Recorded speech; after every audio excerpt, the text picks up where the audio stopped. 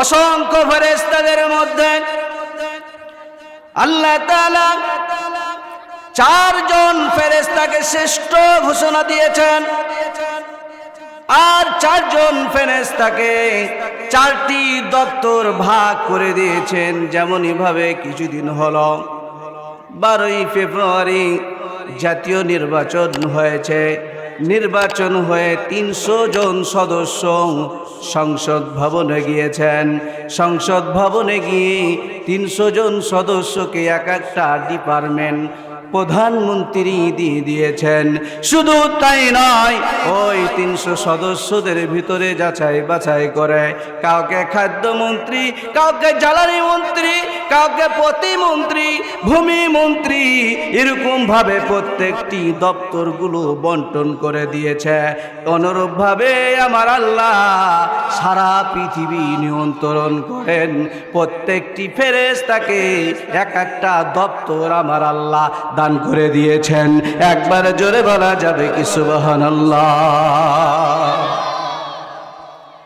এই অসংখ্য ফেরেশতাদের মধ্যে আল্লাহ তাআলা যাচাই বাছাই করে চারজন ফেরেশতাকে সর্বশ্রেষ্ঠ ফেরেশতা বলে আখ্যায়িত দিয়েছেন। তার মধ্যে একজন ফেরেশতার নাম হচ্ছে জিবরাইল। জিবরাইল আলাইহিস সালাম। 2 নম্বর ফেরেশতা হচ্ছে মিকাইল আলাইহিস সালাম। 3 নম্বর হচ্ছে হযরতে ইসরাফিল আলাইহিস সালাম। 4 নম্বর ফেরেশতার নাম হচ্ছে আজরাইল আলাইহিস সালাম। একবার জোরে বলা যাবে কি মারহাবা। 4 জন ফেরেশতাকে আমার আল্লাহ দপ্তরগুলো বন্টন করে দিয়েছেন। তার মধ্যে একজন 1 নম্বর ফেরেশতা, তার নাম হচ্ছে হযরতে জিবরাইল আলাইহিস সালাম। জিবরাইল আলাইহিস সালামকে ওই 4 জন ফেরেশতার আবার সর্দার বানিয়ে দিয়েছে। এই 4 জন ফেরেশতার সর্দার হচ্ছে জিবরাইল। কেন জিবরাইলের এত দাম? কেন দাম বেশি জিবরাইলের? আজকে আলোচ্য আমার বিষয় হলো ক্বালু ইন্না লিল্লাহ। মানুষ যখন বিপদে সম্মুখীন হয়, মানুষ যখন মারা যায়, মানুষ যখন মৃত্যুবরণ করে, তখন আমরা জানি মানুষ মারা গেলে ইন্না লিল্লাহ পাঠ করতে হয়। তার মানে আমাদের এলাকায় প্রচলন হয়েছে মানুষ মরার দোয়া ইন্না লিল্লাহ। ভাইরা আমার, বাবাজিরা আমার, আজকে আমি আলোচ্য বিষয় হচ্ছে, আজকে আমি এই কথাই বুঝাবো, মানুষ যখন মারা যায় তখনই ইন্না লিল্লাহ পড়তে হয় এমনটা নয়। কি কাজ করলে, কোন বিপদের সম্মুখীন হলে কখন কখন ইন্না লিল্লাহ পাঠ করতে হয়, আজকে আমি আলোচ্য বিষয়ে আমি শুনিয়ে দেব। আমি বলতেছি পর্যায়ক্রমে এই 4 জন ফেরেশতাকে আমার আল্লাহ শ্রেষ্ঠ ঘোষণা দিলেন। জিবরাইল আলাইহিস সালামকে সকল ফেরেশতার সর্দার বানিয়ে দিলেন। কারণ কি? জিবরাইল আমিনকে আমার আল্লাহ যে দপ্তরটি দিয়েছিলেন, এই দপ্তরটি হচ্ছে সবচাইতে সম্মানিত দপ্তর। একবার জোরে বলা যাবে কি সুবহানাল্লাহ। সম্মানিত দপ্তর, কারণ হযরত আদম আলাইহিস সালাম থেকে শুরু করে আমাদের নবী অবধি যতগুলো পয়গম্বর পৃথিবীতে এসেছিলেন, সমস্ত পয়গম্বর, অসংখ্য পয়গম্বরদের কাছে আল্লাহ তাআলা জিবরাইল আলাইহিস সালামকে বার্তা দিয়ে পাঠাইতেন। শুধু তাই নয়, যতগুলো ওহী এসেছে প্রত্যেকটি ওহী নিয়ে এসেছেন হযরতে জিবরাইল আমিন আলাইহিস সালাম। শুধু তাই নয়, জিবরাইল আমিন এত দামি কেন দামি? আল্লাহ তাআলা পবিত্র কুরআনুল কারীমের ভিতরে বলেন, নাযালা বি রূহুল আমিন। জিবরাইল আমিনকে এত সম্মানিত করা হয়েছে, পবিত্র আত্মা হিসেবে ঘোষণা দান করেছেন। পবিত্রতা জিবরাইল আলাইহিস সালামকে সবচেয়ে উত্তম ফেরেশতা বলা হয়েছে। কারণ হলো সারা পৃথিবীতে এতগুলো ফেরেশতা থাকা সত্ত্বেও জিবরাইল আমিন বিশ্ব নবীর কাছে কুরআনুল মাজিদ নিয়ে এসেছেন। একবার জোরে কন্যা সুবহানাল্লাহ। ভাইরা আমার, বাবাজিরা আমার, জিবরাইল আমিনকে সর্বশ্রেষ্ঠ উত্তম ফেরেশতাদের মধ্যে সর্দার বানিয়ে দিলেন। কারণ হলো জিবরাইল আমিন প্রত্যেকটি নবীর কাছে ওহী নিয়ে আসতেন, প্রত্যেকটি নবীর কাছে তাদের কিতাবগুলো নিয়ে আসতেন, প্রত্যেকটি নবীর কাছে জিবরাইল আমিন বার্তা নিয়ে আসতেন। এই জন্য জিবরাইল আমিনকে সম্মানীয় উপাধি দেওয়া হয়েছে। শুধু তাই নয়, জিবরাইল আমিন বিশ্ব নবীর কাছে ধারাবাহিকভাবে হীরা গুহাতে যখন আসতেছিলেন, কুরআনুল মাজিদ নিয়ে আসতেছিলেন, একের পর এক আয়াতগুলো নিয়ে আসতেছিলেন। এই জিবরাইল আমিন আলাইহিস সালাতু ওয়াস সালাম যখন আসতেছিলেন, জিবরাইল আমিন একদিন বিশ্ব নবীর দরবারে চলে আসলেন। বিশ্ব নবীর দরবারে এসে আল্লাহর নবীকে সালাম দিয়ে বললেন, আসসালামু আলাইকুম ইয়া হাবিবাল্লাহ। জিবরাইল আমিন আলাইহিস সালাতু ওয়াস সালাম বিশ্ব নবীকে সালাম জানিয়ে দিয়ে বলেন, আসসালামু আলাইকুম ইয়া হাবিবাল্লাহ, ইয়া রাসূলুল্লাহ, আমি আজকে আপনার কাছে কোনো কোরআনের আয়াত নিয়ে আসিনি, আপনার কাছে আমি কোনো হাদিস নিয়ে আসেনি। ইয়া রাসূলুল্লাহ, ইয়া হাবিবাল্লাহ, আজকে আপনার কাছে কোনো বার্তা নিয়ে আসেনি। ইয়া রাসূলুল্লাহ, ইয়া হাবিবাল্লাহ, আজকে আমি একটি কথা নিয়ে এসেছি। আমার আল্লাহ খুশি হয়ে, আমার আল্লাহ প্রফুল্লিত হয়ে, খুশি হয়ে আপনার সুযোগ্য প্রাণের স্ত্রী হযরতে খাদিজা রাদিয়াল্লাহু তাআলা আনহাকে আমার আল্লাহ খুশি হয়ে সালাম পাঠিয়ে দিয়েছে। একবার জোরে জোরে কন্না সুবহানাল্লাহ। জিবরাইল আমিন বলতেছে, ইয়া রাসূলুল্লাহ, ইয়া হাবিবাল্লাহ, আপনি আপনার সুযোগ্য প্রাণের বিবি হযরতে খাদিজা রাদিয়াল্লাহু তাআলা আনহাকে বলবেন, আমি জিবরাইল সালামটা পৌঁছে দিবেন, আর বলবেন আমার আল্লাহ তোমার উপরে খুশি হয়ে আমার আল্লাহ তোমাকে সালাম দিয়েছে।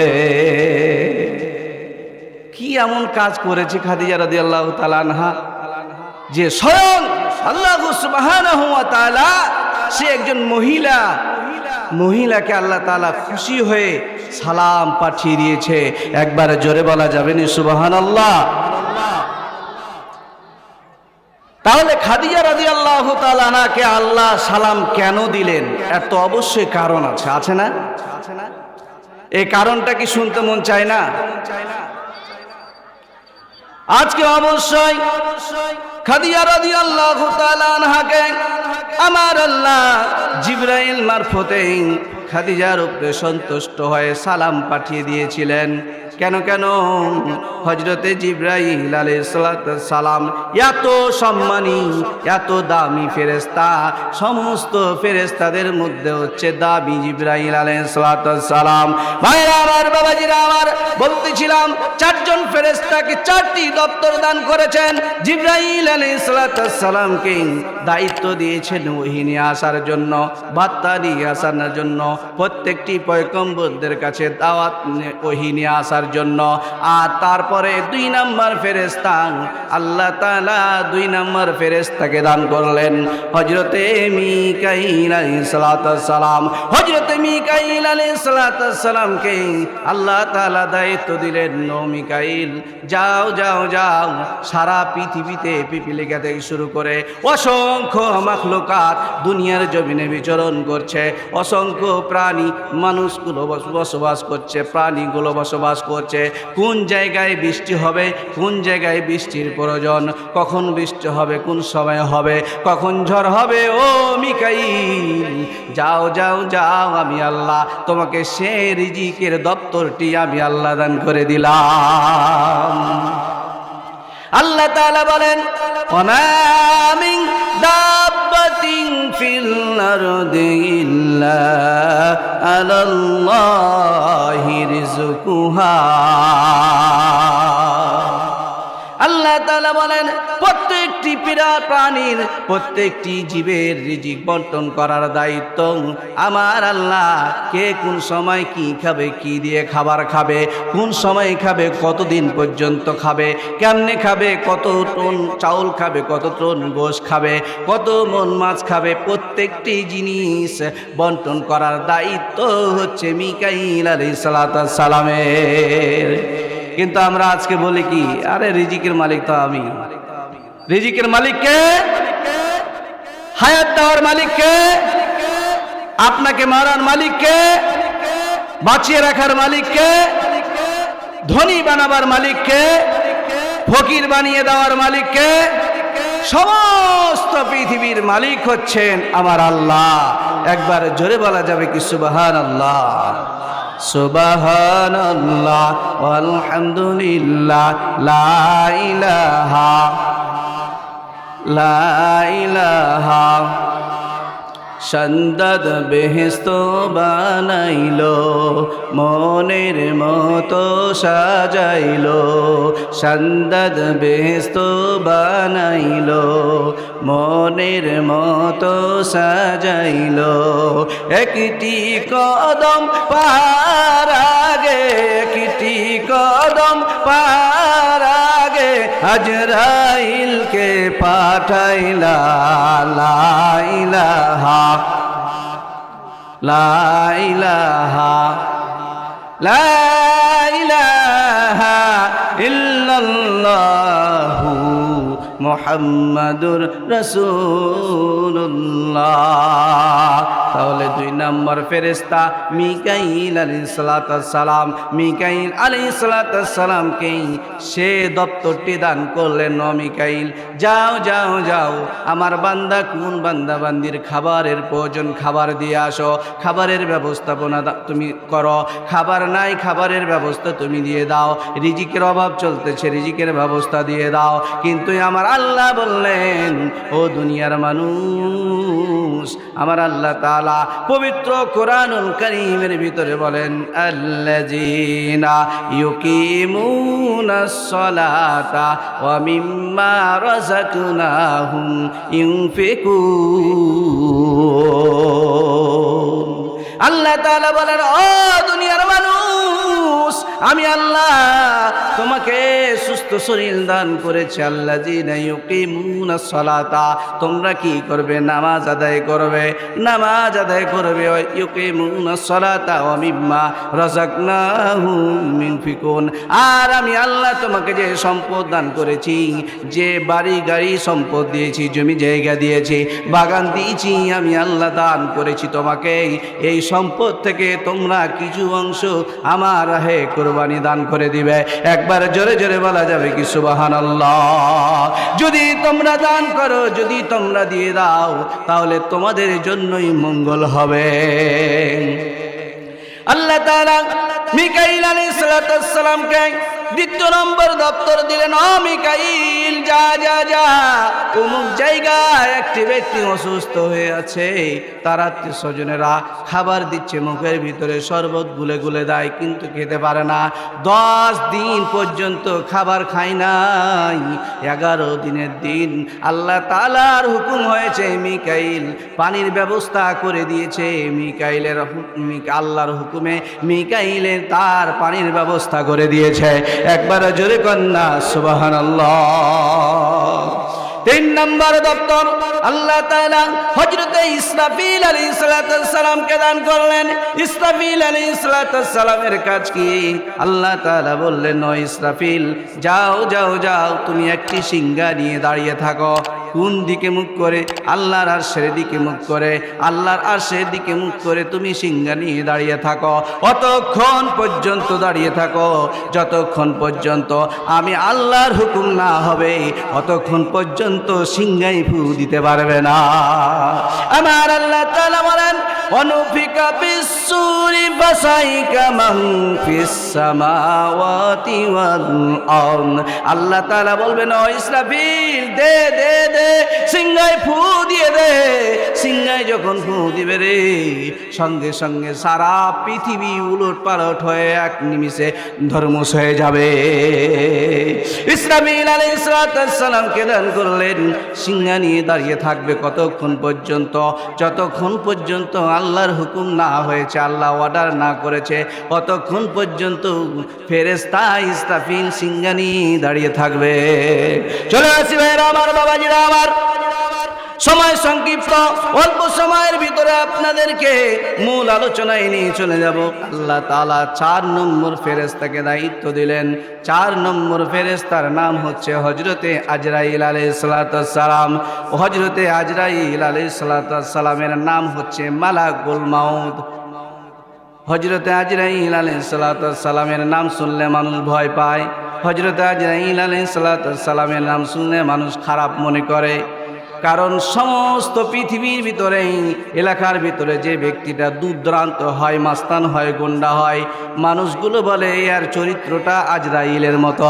একটু বলা যাবে কি ঠিক না বেঠিক? আজরাইল আলাইহিস সালাতু ওয়াস সালাম আল্লাহকে অভিযোগ দিল, আল্লাহ এমন একটি দায়িত্ব আমাকে দান করলে যে আমি প্রত্যেকটি প্রাণীর জান কবজ করব, আর মানুষগুলো আমাকে ঘৃণার নজরে দেখবে, খারাপ মনে করবে। আজরাইল বলে ভৎসনা দিবে।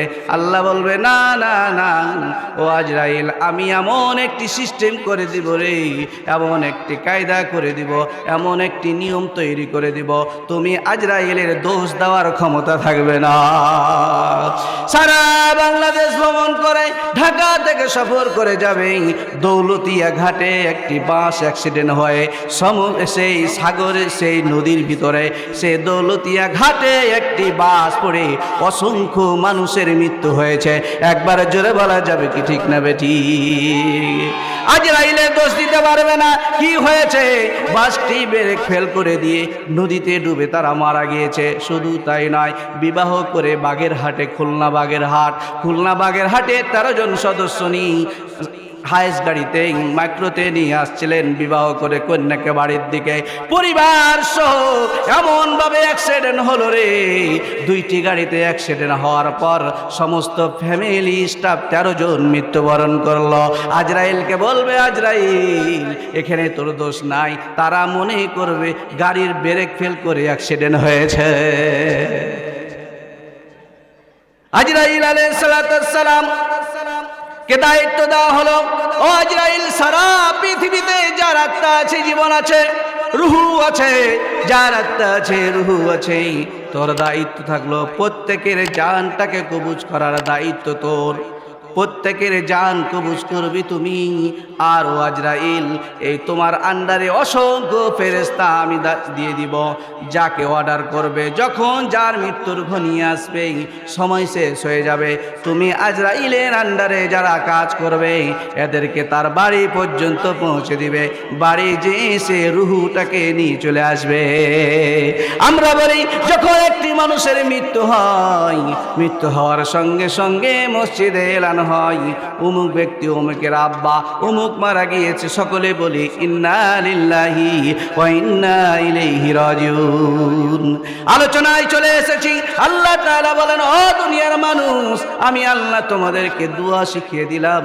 যখন তোমাদের মাঝে বিপদ আসবে, মুসিবত আসবে, যখন অ্যাক্সিডেন্ট হবে, পায়ে ঠ্যাস লেগে যাবে, কারেন্ট চলে যাবে, বিদ্যুৎ চলে যাবে, যখন তোমার বাড়িতে গন্ডগোল হবে, যখন তোমার বাড়িতে স্টার জলসা জি বাংলা চলবে, তখন তোমরা বলবে ক্বালু ইন্না লিল্লাহ।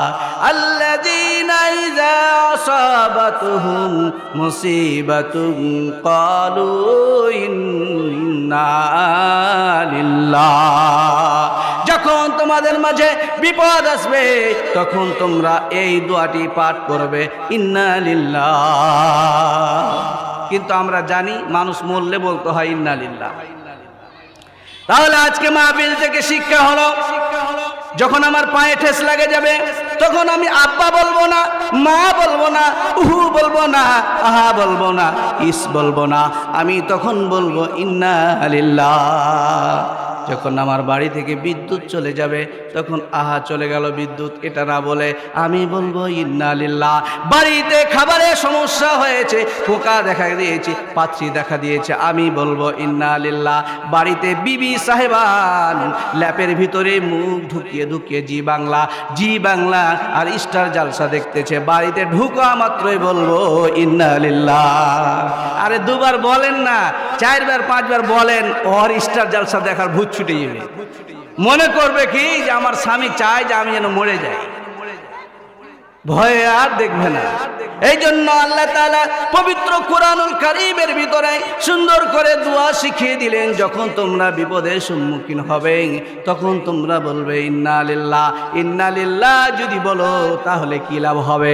আমার আল্লাহ তাআলা পবিত্র কোরআনুল কারীমের ভিতরে প্রত্যেকটি জিনিস, প্রত্যেকটি কাজ, প্রত্যেকটি কথা হাদিস এবং কোরআনের ভিতরে নোট করে দিয়েছে। একবারে জোরে জোরে বলা যাবে কি সুবহানাল্লাহ? একটু জিকির করি সুবহানাল্লাহ আলহামদুলিল্লাহ লা ইলাহা লা ইলাহা। আমার মনের বেদনা বোঝাইলে কেউ বুঝে না, শুনাইলে কেউ শুনে না বন্ধু, শুনাইলে কেউ শুনে না বন্ধু, শুনেন শাহে মাদিনা। লা ইলাহা লা ইলাহা লা ইলাহা ইল্লাল্লাহু মুহাম্মাদুর রাসূলুল্লাহ সাল্লাল্লাহু আলাইহি ওয়াসাল্লাম। বলতেছিলাম, যখন কোনো মানুষ বিপদের সম্মুখীন হবে, বিপদে পড়বে, সন্তান অ্যাক্সিডেন্ট করেছে, শুনতে পেয়েছে আব্বা আমি অ্যাক্সিডেন্ট করেছি, সঙ্গে সঙ্গে বলতে হবে ইন্না লিল্লাহ। সন্তান মেয়েরা যদি বলে আমার বাড়িতে গন্ডগোল লেগেছে, সঙ্গে সঙ্গে বলবে ইন্না লিল্লাহ। এটি হচ্ছে সত্য কথা, এটি হচ্ছে লিগ্যাল কথা। আল্লাহর নবী, বিশ্ব নবী সাল্লাল্লাহু আলাইহি ওয়াসাল্লাম সাহাবায়ে কেরামদেরকে নিয়ে আলোচনা করতেছিলেন। সাহাবায়ে কেরামদেরকে আলোচনা করতে করতে আল্লাহর রাসূল সাল্লাল্লাহু আলাইহি ওয়াসাল্লাম এই আয়াতটির তাফসীর করতেছিলেন। ও আমার সাহাবীরা, যখন তোমরা বিপদের সম্মুখীন হবে তখন তোমরা বলবে ইন্না লিল্লাহ। সাউন্ড দাও। বিপদের সম্মুখীন যখন হবে তখন তোমরা বলবে ইন্না লিল্লাহ। রাসূলকে জিজ্ঞাসা করা হলো, ইয়া রাসূলুল্লাহ, ইয়া হাবিবাল্লাহ, ইন্না লিল্লাহ পাঠ করলে কি লাভ হবে? আল্লাহর নবী, বিশ্ব নবী সাল্লাল্লাহু আলাইহি ওয়াসাল্লাম তার সঙ্গে একটি দোয়া যোগ করে দিলেন। দোয়া যোগ করে দিয়ে বললেন, যখন তোমরা বিপদের সম্মুখীন হবে তখন তোমরা বলবে আল্লাহুম্মা আজরিনি, আল্লাহুম্মা আজরিনি ফি মুসিবাতি ওয়া আখলিফ লি খায়রাম মিনহা। আমরা এই দোয়াটি মুখস্থ করে নিব। আল্লাহুম্মা আজরিনি ফি মুসিবাতি ওয়া আখলিফ লি খায়রাম মিনহা। ক্বালু ইন্না লিল্লাহ। যদি তোমরা বিপদের সম্মুখীন হও আর এই দোয়াটি পাঠ করো, আমার আল্লাহ ঘোষণা দেন যে জিনিসটি তোমার ধ্বংস হয়ে গেল, নষ্ট হয়ে গেল, অ্যাক্সিডেন্ট হয়ে পাটা নষ্ট ভেঙে গেল, পাটা কেটে গেল, এর চাইতে উত্তম পা, এর চাইতে উত্তম ব্যবস্থা কিভাবে ভালো হবে, কেমনে ভালো হবে, সেই ব্যবস্থায় আমার আল্লাহ তোমাকে দান করবে। একবারে জোরে জোরে বলেন সুবহানাল্লাহ। তাহলে বোঝা গেল যে আমরা যখন বিপদের সম্মুখীন হব তখন আমরা বলবো ইন্না লিল্লাহ। যদি আমরা ইন্না লিল্লাহ বলি তাহলে আমাদের যে জিনিসটা নষ্ট হয়ে গেল এর চাইতে উত্তম জিনিসের ব্যবস্থা আমার আল্লাহ করে দিবেন। সুবহানাল্লাহ।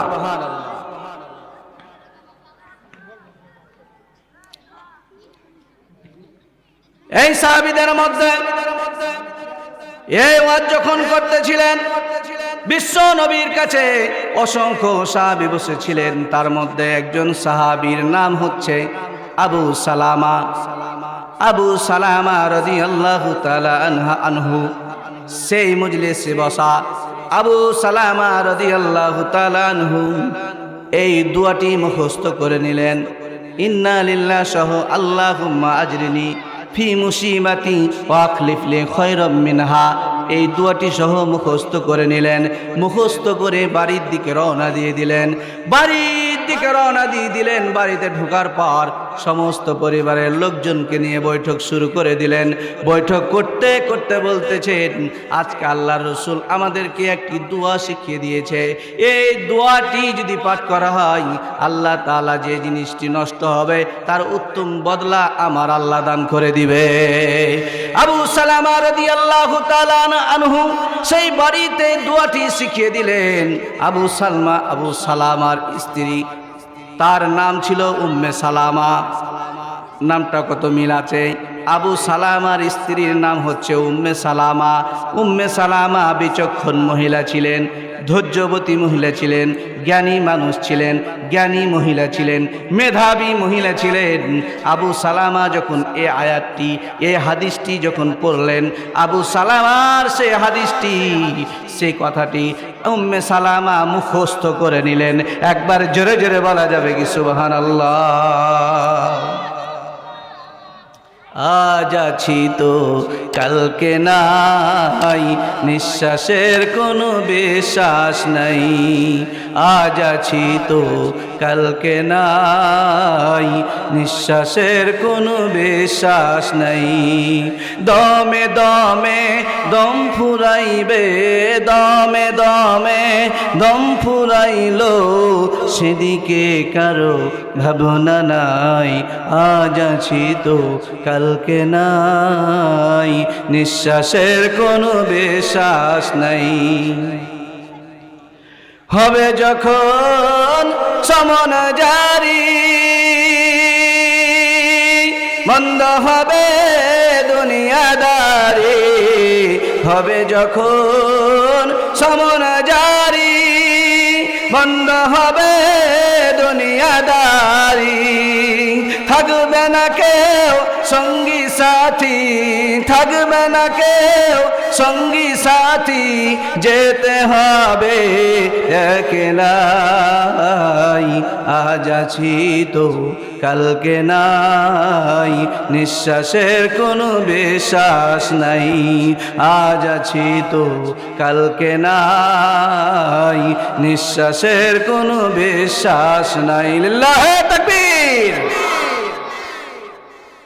আবু সালামা স্ত্রী, সুযোগ্য স্ত্রী উম্মে সালামা এই আয়াতটি, এই হাদিসটি মুখস্থ করে নিলেন। মুখস্থ করার পর উম্মে সালামার মুখস্থ করে রেখে দিলেন। উম্মে সালামা মুখস্থ হয়ে গেল যে মানুষ বিপদে পড়লে ইন্না লিল্লাহ বলতে হয়।